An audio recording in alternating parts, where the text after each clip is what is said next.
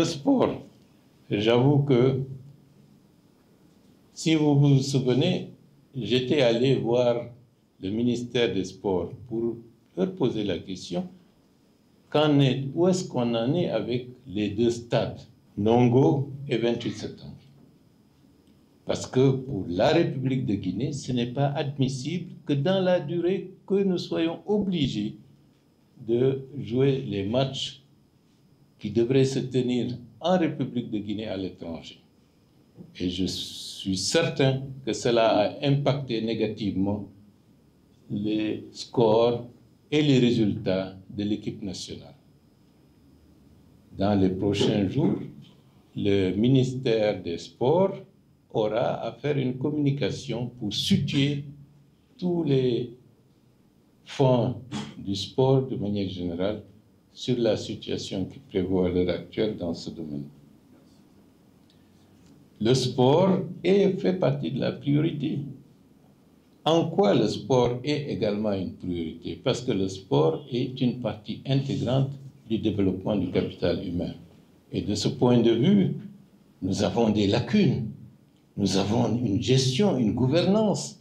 Regardez nos quartiers, les centres, les espaces qui étaient dévolus pour que les enfants puissent avoir des terrains de jeu.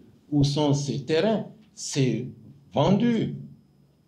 Donc, pour recréer un environnement global où le sport pourrait se développer, il va de soi qu'il faut encore faire des efforts. Et qui a décidé de vendre les terrains? Est-ce que c'est une décision individuelle ou est-ce que c'est une corruption élargie au sein de la société qu'il faut combattre? L'État peut être défaillant, la société, à partir de ce moment-là, doit être un contre-pouvoir pour ne pas que ses intérêts spécifiques soient lésés. Le ministre de l'Urbanisme est là, il sait aujourd'hui quelles sont les difficultés que nous avons pour satisfaire les besoins de construction d'écoles dans l'agglomération de Conakry.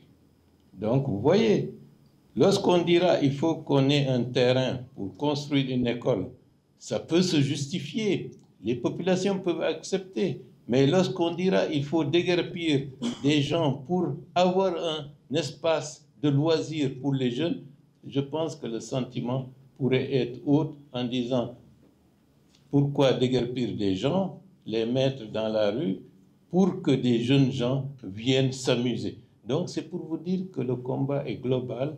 Nous avons à corriger, à rectifier une longue mauvaise gouvernance qui avait abandonné les sentiers essentiels d'un gouvernement responsable. Malheureusement, en peu de temps, il nous est impossible de corriger tout cela, mais avec l'aide de Dieu, vaille que vaille, nous y parviendrons.